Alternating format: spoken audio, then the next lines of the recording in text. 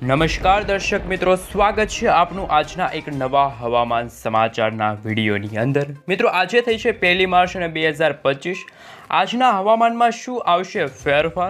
શું મિત્રો નવી આગાહી કરવામાં આવશે? હવામાન નિષ્ણાત એવા અંબાલાલ પટેલ સાથે પરેશ ગોસ્વામી દ્વારા શું ગુજરાત રાજ્યને લઈને નવી આગાહી સામે આવી છે કે પછી મિત્રો અત્યારે ઉત્તર ભારતમાં જે ઠંડા પવનો ફૂંકાઈ રહ્યા છે એમનું મુખ્ય કારણ શું છે? અને મિત્રો જે ભારતના દક્ષિણી ભારતના જે નીચાણવાળા ભાગો છે અને મિત્રો કહી શકાય આમ તો કે અરબ સાગર અને બંગાળની ખાડીના જે ઊંડાણવાળા ભાગો તમે જોઈ શકો છો તમારા મોબાઈલ સ્ક્રીનની અંદર। હાલ મિત્રો આ વિસ્તારની અંદર અત્યારે વરસાદી સિસ્ટમો છે મિત્રો હાલ બનતી જોવા મળી રહી છે। આંકડાઓ અત્યારે સામે આવી રહ્યા છે કે મિત્રો આગામી 2 થી 3 કલાકની અંદર જ આ ભાગોની અંદર ફરી એકવાર મિત્રો ધીમી ધારે પવનો ફૂંકાશે। ધીમી ધારે મિત્રો વરસાદની પણ નવી આગાહી સામે આવી છે।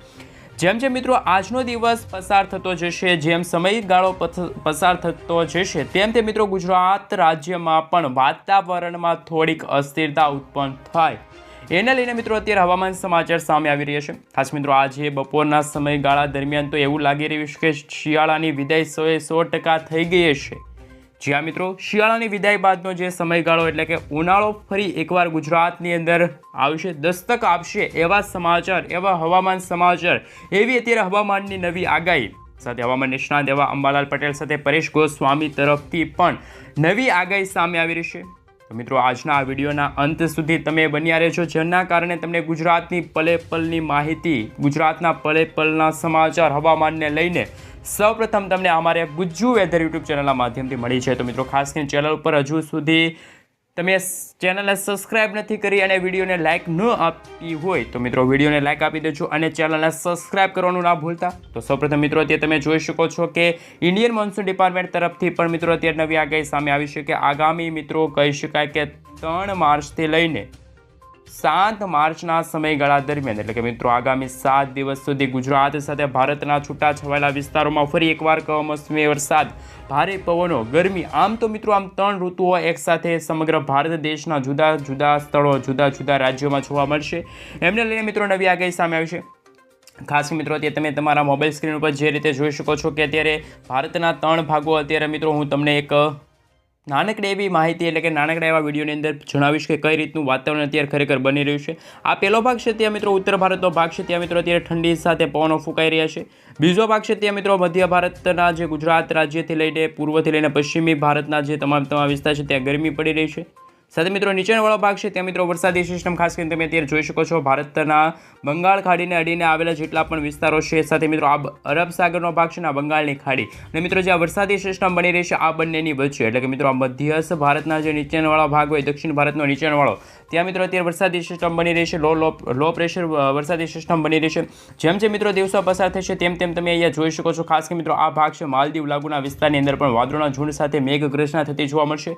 આગામી 3 થી 4 કલાકની અંદર મિત્રો 1 થી લઈને 2 ઇંચ સુધીના વરસાદ પડવાને લઈને પણ અત્યારે હવામાન સમાચાર સામે આવી રહ્યા છે। જેમ જેમ મિત્રો દિવસો પસાર થશે એમ વરસાદી સિસ્ટમ વિખેરાઈ જશે અને વિખેરાઈની સાથે મિત્રો જે આ વરસાદી સિસ્ટમ જે રીતે આ ભાગની અંદર હતી, પરંતુ મિત્રો જે રીતે પવનની દિશા અને જે રીતે વાતાવરણ બદલાતું જોવા મળી રહ્યું છે એ રીતે આ વરસાદી સિસ્ટમ પણ ખાસ કરીને થાઈલેન્ડ લાગુના વિસ્તાર છે, વિયેતનામ લાગુના વિસ્તાર છે, ત્યાં મિત્રો વાદળોના ઝુંડ સ્વરૂપે આ વરસાદી સિસ્ટમ વહી જશે। પરંતુ મિત્રો હવે આપણે જોવાનું એ છે કે ભારતના ઉત્તર ભારતના વિસ્તારોની અંદર જે વાદળોના ઝુંડ ઘેરાતા જોવા મળી રહ્યા છે। હાલ તો મિત્રો શિયાળાની શરૂઆત દરમિયાન તો હંમેશા ખાસ કે મિત્રો ઝાકળ પડવાને લઈને, માવઠું પડવાને લઈને, કમોસમી વરસાદને પડવાને લઈને આગાહી હોય, પરંતુ મિત્રો જે ભારતના ઉત્તર ભારતના ભાગ છે એટલે કે મિત્રો પર્વતીય ભાગ છે ત્યાં મિત્રો અત્યારે હાલ ઠંડીનો અહેસાસ થઈ રહ્યો છે। હાલ મિત્રો ઠંડી પણ ખૂબ જ જોવા મળી રહી છે, સાથે ભારે પવનો ફૂંકાઈ રહ્યા છે અને મિત્રો આ પવનો છે એ ખાસ કરીને ગુજરાત રાજ્ય તરફ ગતિ કરતા હોવાના કારણે અને પાકિસ્તાન અને અમેરિકાથી આવી રહેલા જે ભેજયુક્ત પવનો છે એમના કારણે મિત્રો ગુજરાતના જે દરિયાઈ કાંઠાના ભાગો હોય એટલે કે મિત્રો ગુજરાતના જે દરિયાને અડીને આવેલા જેટલા પણ કિનારાના ભાગો છે જેમ કે મિત્રો પોરબંદરથી લઈને જૂનાગઢ છે, આ સાથે મિત્રો જૂનાગઢની આ બાજુ તમે જોઈ શકો છો પોરબંદર, વેરાવળ, ઉના, મહુવામાં પણ અલંગ છે, ભાવનગર છે, સાથે મિત્રો સૌથી વધારે જો વરસાદી અસર થતી હોય તો આપણા ગુજરાત રાજ્યનું એક એવું ભાગ જે દક્ષિણી ગુજરાત નામે કહેવાતું હોય તો મિત્રો એ સુરત છે। સુરતના વિસ્તારોમાં પણ મિત્રો હાલ એવા સમાચાર આવી રહ્યા છે કે ગરમી પણ દિવસે ને દિવસે વધતી જોવા મળી રહી છે। ખાસ મિત્રો આપણે આજના જે ઉનાળાને લઈને જે ખાસ મિત્રો તાપમાનને લઈને સમાચાર વિશે વાત કરીશું, આગાહીને લઈને ખાસ નજર કરીએ તો મિત્રો ખાસ કરીને ગુજરાતના જે કચ્છ લાગુના વિસ્તાર છે તમે ત્યાં વાતાવરણ જોઈ શકો છો, જેમાં નડિયાદ લાગુના વિસ્તાર છે, ગાંધીધામ છે, ખાવડ લાગુના વિસ્તાર છે, ત્યાં મિત્રો 32 ડિગ્રી સેલ્સિયસનું તાપમાન આજે બપોરના સમયગાળા દરમિયાન જોવા મળશે. સાથે દ્વારકા છે, જામનગર છે, જૂનાગઢ છે, ઉના છે, ભાવનગર છે, ત્યાં મિત્રો 30 ડિગ્રી સેલ્સિયસ કે તેથી વધારાનું તાપમાન છે આજે જોવા મળવાનું છે. ગરમી જોવા મળવાની છે. બપોરનો જે સમયગાળો છે ત્યારે પણ મિત્રો ગરમી અને ઉકળાટનું પ્રમાણ હવે દિવસે ને દિવસે વધતું હોય એવી પણ મિત્રો ખાસ કરીને અત્યારે હાલ સમાચારને લઈને આગાહી સામે આવી છે. આ સાથે મિત્રો વાવાઝોડા બનવાને લઈને પણ જુદી જુદી આગાહી સામે આવી.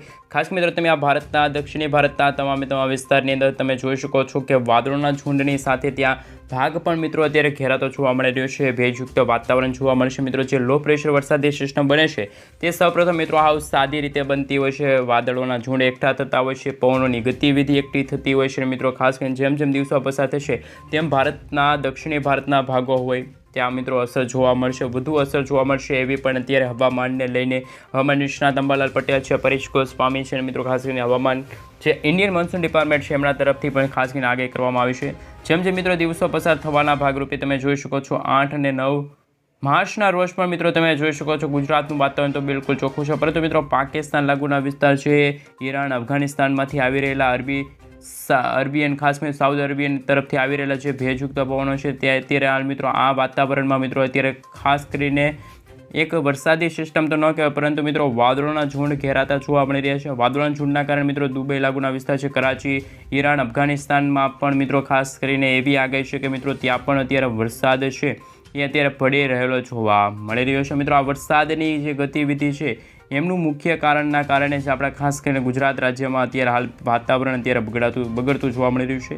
ખાસ મિત્રો હવે શિયાળો વિદાયના આરે છે અને ઉનાળાની શરૂઆત થવા જઈ રહી છે. એ પહેલાં પણ મિત્રો આજે બપોરના સમયગાળા દરમિયાન પણ તાપમાને તમામ રેકોર્ડ તોડ્યા હોય તેવા અત્યારે હાલ મિત્રો આગતરા છે ખાસ કરીને જે સમાચાર છે એવા મળી રહ્યા છે. પરંતુ મિત્રો આજે વહેલી સવાર દરમિયાન તો જે રીતે ઠંડી જેવું વાતાવરણ હતું, ભેજયુક્ત વાતાવરણ જોવા મળ્યું હતું, તો મિત્રો ખેડૂતો માટે શું આ ઉનાળુ પાકને જે નુકસાન કરે એવું વાતાવરણ બનતું જાય છે કે ત્યારે આવા સમાચાર વચ્ચે મિત્રો હવામાન નિષ્ણાત અંબાલાલ પટેલ અને પરેશ ગોસ્વામીએ એવી જાણકારી આપી છે કે જે ભારતના પર્વતીય વિસ્તાર છે, ઠંડા પ્રદેશો, ત્યાં તો મિત્રો આ વાતાવરણમાં અત્યારે હાલ ઠંડક તો પસરી રહેલ છે.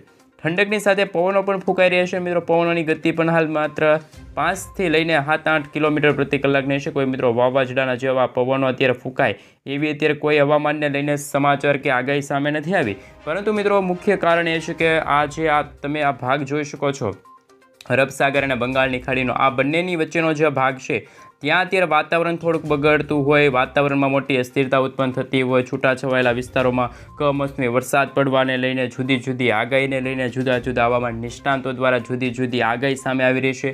કોલ્ડ અને ખાસ મિત્રો હવે આપણે વાત કરીશું વેવ એટલે કે પવનો કઈ રીતના ફૂંકાઈ રહ્યા છે. આ પવનોનું મિત્રો મુખ્ય કારણ હોય છે વાતાવરણની ઉપર અસર કરવાને લઈને. ખાસ મિત્રો તમે જોઈ શકો છો ઘેરાવા કઈ રીતના જોવા મળતા હોય છે, કયા કયા વિસ્તારની અંદર મિત્રો ગરમીએ તમામ રેકોર્ડ તોડ્યા છે. ખાસ મિત્રો આ તમે ભાગ જોઈ શકો છો, ત્યાં પણ મિત્રો અત્યારે હાલ ઉકળાટ જેવું વાતાવરણ જોવા મળશે, પરંતુ મિત્રો ઠંડક જેવું વાતાવરણ હોય તે માત્ર ભારતના જે ઉત્તર ભારતના જે વિસ્તારો છે, ખાસ મિત્રો ત્યાંના જે રાજ્યો છે ત્યાં મિત્રો અત્યારે માઇનસમાં જે તાપમાન જોવા મળી રહ્યું છે. માઇનસમાં મિત્રો ખાસ કરીને 2 થી લઈને 3 ડિગ્રી સેલ્સિયસ સુધીનું તાપમાન જોવા મળી રહ્યું છે. જ્યારે આપણા ગુજરાત રાજ્યની વાત કરવામાં આવે તો પ્લસ એટલે કે મિત્રો ગરમી અને ઉકળાટનું પ્રમાણ પણ વધતું જોવા મળી રહ્યું છે.